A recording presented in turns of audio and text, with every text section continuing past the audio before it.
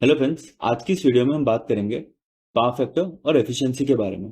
दोनों ही आपस में अलग अलग टॉपिक हैं और दोनों ही आपस में अलग अलग तरह से किसी भी पावर सर्किट को अफेक्ट करते हैं। तो इस वीडियो में हम दोनों ही टॉपिक के बारे में बात करेंगे और समझेंगे कि पावर फैक्टर और एफिशिएंसी में क्या डिफरेंसेस होते हैं और इन दोनों के सही या खराब होने की वजह से हमारे इलेक्ट्रिसिटी बिल पे क्या क्या फर्क आ सकता है।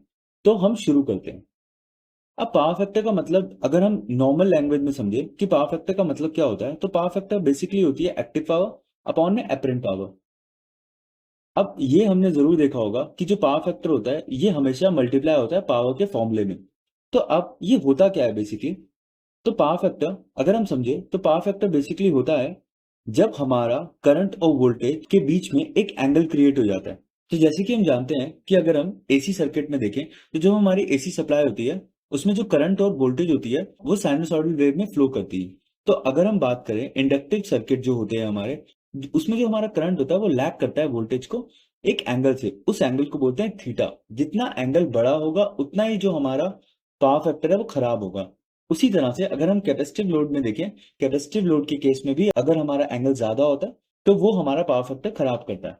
तो जो एंगल है वो हमारा कम से कम होना चाहिए, और वो जो एंगल होता है जो सबसे कम होता है वो रेजिस्टिव लोड के केस में होता है। बट देन अगर थियोरेटिकल देखा जाए तो ये रेजिस्टिव लोड के केस में जीरो माना जाता है। अगर इसको बेसिक लैंग्वेज में समझे तो पावर फैक्टर का मतलब होता है active power upon apparent power. अब इसको समझने के लिए सबसे सही चीज होती है बियर एनालॉजी। अगर हम बार में जाते हैं और वहां पे बियर का ग्लास लेते हैं, तो बियर का ग्लास जब भरता है तो बियर के ग्लास में बियर के साथ कुछ झाग भी होती है, और हमें जो पेमेंट करनी होती है वो टोटल ग्लास की करनी होती है। तो उस केस में जो हमारी एक्टिव पावर है वो हुई बियर, और जो हमारी रिएक्टिव पावर है वो हुई हमारी झाग, और जो हम बिल पेमेंट कर रहे हैं वो हुआ हमारा एपरेंट पावर। तो इसे कहते हैं पावर फैक्टर। अब एक प्रैक्टिकल एग्जांपल लेते हैं जिसमें हमारे पास दो मोटर है। एक मोटर का इलेक्ट्रिसिटी बिल ज्यादा है, एक मोटर का इलेक्ट्रिसिटी बिल कम है। अब ये कैसे है? दोनों मोटर का पावर जो है वो 10 किलोवाट है, वोल्टेज थ्री फेस है, पावर फैक्टर 0.8 है एक का और दूसरे का 0.98 है। एक की अपरेंट पावर है 12.5 केवीए और रिएक्टिव पावर है 7.5 केवीए आर। दूसरी जगह पे पावर फैक्टर 0.98 वाली पोजीशन पे अपरेंट पावर है 10.2 केवीए और रिएक्टिव पावर है 2 केवीए आर। और इसको निकालने का तरीका होता है अपरेंट पावर का K W divided by power factor, जो मैंने आपको फॉर्मूला बताया था। Power factor is equals to active power upon में अपरेंट पावर। तो अपरेंट पावर निकालने का फॉर्मूला है, क्योंकि पावर फैक्टर हमें पता है 0.8 और एक्टिव पावर हमको पता है 10, तो हमारा जो अपरेंट पावर हुई वो हुई 12.5 केवीए, और वहीं पे जो रिएक्टिव पावर हुई वो हुई 7.5 केवीए आर। और रिएक्टिव पावर निकालने का फॉर्मूला होता है केवीए स्क्वायर माइनस के डब्ल्यू स्क्वायर होल रूट। तो इससे हमारा 7.5 केवीए आर रिएक्टिव पावर आई, और जो हमारी दूसरे केस में रिएक्टिव पावर आई वो 2 केवीए आर आई। तो इस केस में हमारी रिएक्टिव पावर ज्यादा हुई और एपरेंट पावर भी ज्यादा हुई। तो इस केस में जो हमारी एपरेंट पावर कंजम्पशन है वो कम है, तो हमारा जो इलेक्ट्रिसिटी बिल आएगा वो कम आएगा। तो पावर फैक्टर हमारे लिए यहाँ पे फायदेमंद होता है। अब बात करते हैं एफिशिएंसी की। तो efficiency is the motor mechanical output power divided by electrical input power. मतलब किसी मोटर की मैकेनिकल पावर वो कितनी दे रहा है अपॉन में कितनी वो इलेक्ट्रिसिटी ले रहा है, और इसको हमेशा परसेंटेज में डिनोट करते हैं, तो मल्टीप्लाई बाय 100। अब अगर बेसिक लैंग्वेज में समझे तो एफिशिएंसी होती है कि एक आदमी दूसरी जगह अगर कुछ सामान लेने जा रहा है तो उसको वो कितने का सामान ले पा रहा है, मतलब उसकी कितनी एफिशिएंसी है। तो सपोज करो अगर वो यहाँ से जा रहा है और वो रास्ते में कुछ ऑटो लेता है या कुछ खाने के लिए कुछ लेता है, और यहाँ से वो सामान लेता है, अगर वो 100 रुपये लेके जाता है और यहाँ पे वो सामान लेता है 90 रुपीज का, और जो बाकी 10 रुपये होते हैं वो रास्ते में खर्च कर देता है। तो इस वजह से जो इस आदमी की एफिशिएंसी हुई वो हुई 90%। तो इस तरह से हमें एफिशिएंसी का पता लगता है।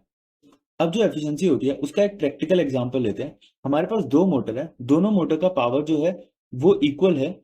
वोल्टेज थ्री फेज वोल्टेज है, एम्पेयर 10.6 एम्पेयर एक ले रही है और दूसरी ले रही है 11.2 एम्पेयर, और पावर फैक्टर है 0.82 दोनों का। अब हम देखते हैं किसकी एफिशिएंसी ज्यादा है। तो हम जब एफिशिएंसी का फॉर्मूला लगाते हैं तो पहले वाले केस में जहां पे मोटर कम एम्पेयर ले रही है वहां पे जो हमारी एफिशिएंसी आती है वहां पे आती है 88%, और दूसरे केस में जहां पे हमारी मोटर ज्यादा एम्पेयर ले रही है वहां पे जो हमारी एफिशिएंसी आएगी वो आती है कम एज कम्पेयर टू पहले वाले से।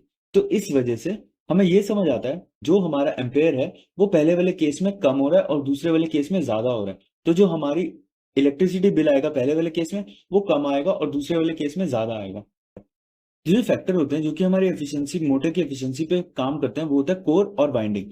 अगर हमारे कोर और वाइंडिंग का मटेरियल अच्छा होगा तो हमारी जो मोटर की एफिशिएंसी है वो बेहतर होगी। और दूसरी चीज, अगर मोटर की फिजिकल अरेंजमेंट वो अच्छी और प्रिसाइज तरीके से करी गई है, मतलब जो उसकी हैंडलिंग है और जो असेंबली है वो अच्छे तरीके से की गई है, तो मोटर की एफिशिएंसी अच्छी रहती है।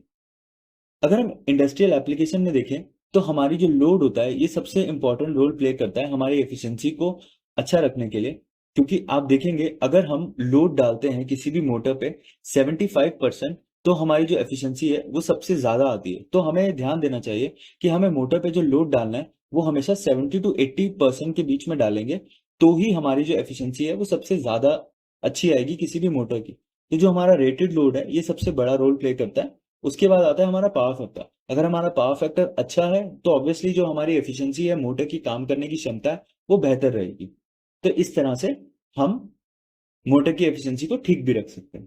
तो हमें, आई होप आज की इस वीडियो से आपको क्लियर हुआ होगा पावर फैक्टर और एफिशिएंसी के बारे में, और इनमें क्या क्या डिफरेंस होता है और इनसे इलेक्ट्रिसिटी बिल या इलेक्ट्रिसिटी कंजम्पशन पे क्या क्या इफेक्ट होते हैं। अगर इस वीडियो से रिलेटेड आपके पास कोई क्वेश्चन है तो आप कमेंट बॉक्स में पूछ सकते हैं।